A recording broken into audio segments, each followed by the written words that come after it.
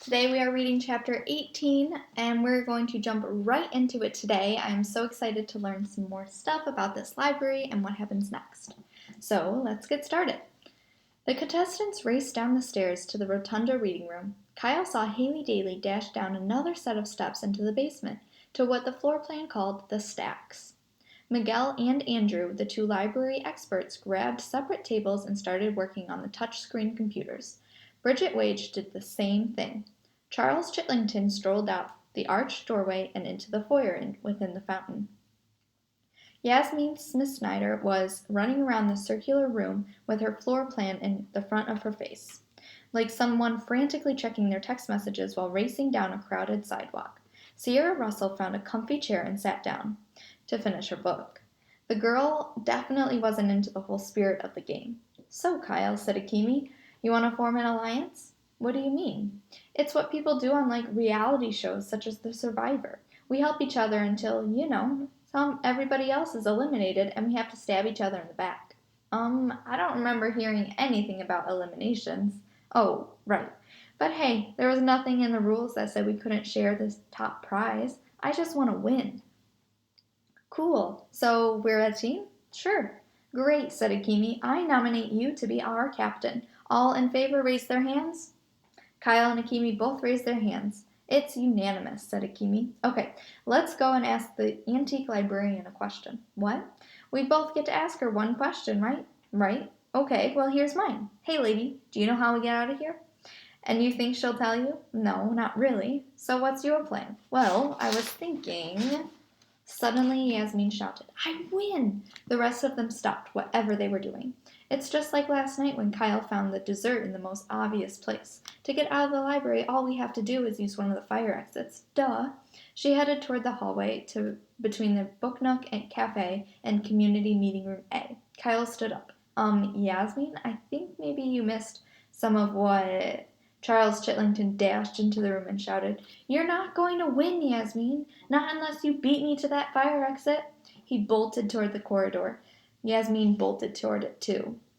"You guys," said Kyle. Kyle could read a red exit light glowing at the far end of the hallway. Charles and Yasmin were sprinting down. Charles stumbled and fell. Yasmin kept running, harder, faster. She slammed into the exit bar on the metal door. Alarms sounded. Flashing red lights swirled. Somewhere, a tiger roared.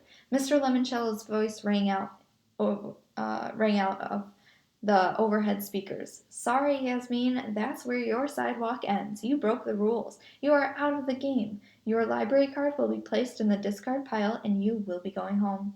As the fire exit door slowly swung shut and Yasmin disappeared into the bright sunshine outside the library, Kyle checked out Charles Chitlington, who would have been sent home if he hadn't stumbled and had reached the exit first. The sky was smirking. That was when it hit Kyle. Chitlington had faked Yasmin out.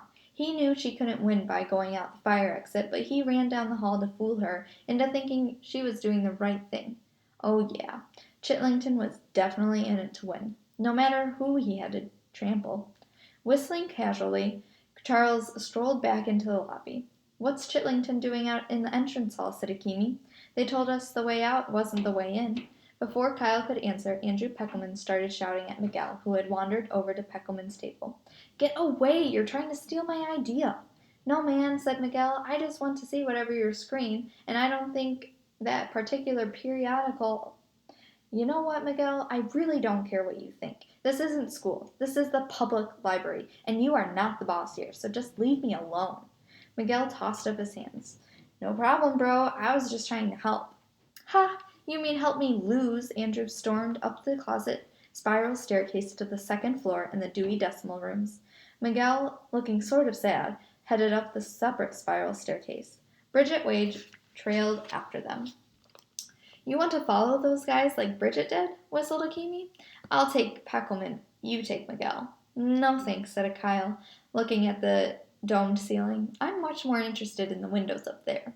3 stories above the rotunda floor, just below the Wonder Dome, there was a series of 10 arched windows set between the recessed statue nooks. The window acted like skylights at the base of the dome, allowing sunshine to flood into the blue room below. Do you think those windows will be open? Asked Akimi. Maybe, maybe not, but I've never let a closed or locked window stand between me and winning a game. Just ask my dad. What? Never mind. Come on. Kyle trotted over to the cushy chair where Sierra Russell was peacefully reading her book. Excuse me? Hate to interrupt. Sierra raised her hand. She had a very dreamy look in her eyes. I need a book. Really? Said Sierra. What kind? Like the one you found up there. He gestured to the curved bookcase climbing up the back half of the rotunda. Fiction, said Sierra. Right, said Kyle. Love me some fiction. Well, what kind of story do you like? Something way up high, said Kyle. Higher the better. Really? Yep. Well, that's an interesting way to put together a reading list based on bookcase elevation. I'd like something on the top shelf. Maybe right under the hologram statue of that guy hanging out with the cat in the hat. That's Dr. Seuss, said Sierra. He wrote The Cat in the Hat. Sweet, said Kyle, but I just like how close he is to that window.